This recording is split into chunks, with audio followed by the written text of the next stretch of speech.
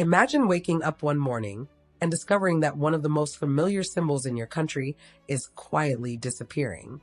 No headlines screaming from newspaper stands. No grand ceremony broadcast across the world. No dramatic farewell.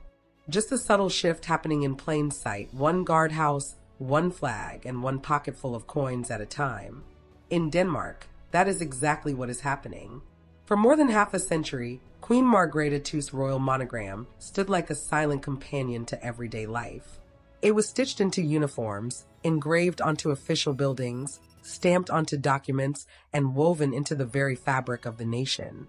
Most people hardly noticed it anymore because it had become something even more powerful than a symbol. It had become part of the landscape itself. But landscapes change. And now, without fanfare or fuss, King Frederik X is reshaping the visual identity of an entire kingdom. Welcome to Royal Scope, where we uncover the fascinating stories hidden behind royal traditions. If you enjoy thoughtful royal commentary and unique insights from around the world, take a moment to like this video, subscribe to the channel, and turn on notifications because this quiet transformation is more remarkable than you might think.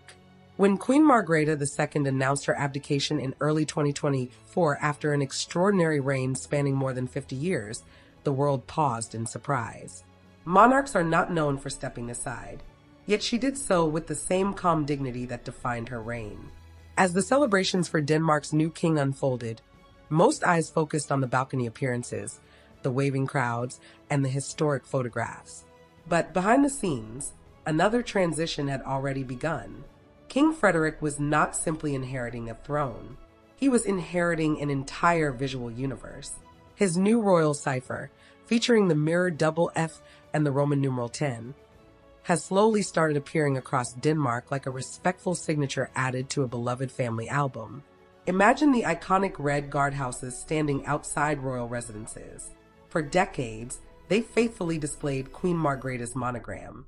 Now, one by one, those familiar markings are being replaced. The guardhouses themselves seem almost alive, like loyal sentinels changing uniforms for a new chapter in history. Nothing else changes. The same guards stand watch. The same traditions continue. Yet somehow everything feels different. It is history performing a costume change in broad daylight. Then there are the coins. Every day, millions of Danes reach into their pockets without giving a second thought to the faces and symbols stamped onto their currency. But now, King Frederik's portrait and monogram are beginning to circulate. What makes this transition uniquely Danish is what is not happening.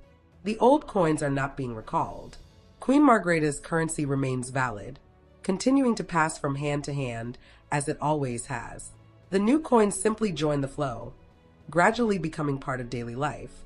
One day, you might buy a coffee with a coin bearing the former queen's symbol and receive change featuring the new king's monogram. It is succession you can literally hold in your hand. There is something deeply moving about that. Queen Margrethe's emblem represented stability for generations.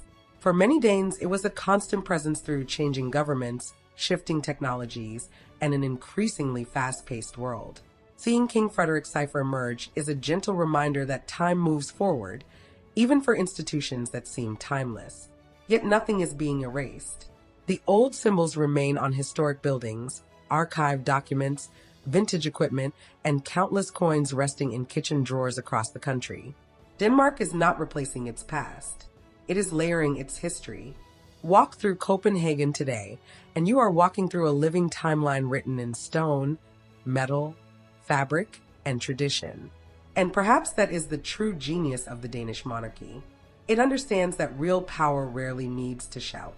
Sometimes, the most profound statements arrive in whispers. One updated emblem here, one newly engraved coin there, one quiet reminder that legacy is not about wiping the slate clean.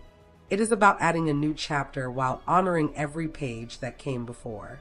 What do you think? Is this a respectful evolution of the monarchy, or a surprisingly bold statement about the future of Denmark? Share your thoughts in the comments below. If you enjoyed this story, remember to like, share, and subscribe to Royal Scope for more captivating royal insights from around the world.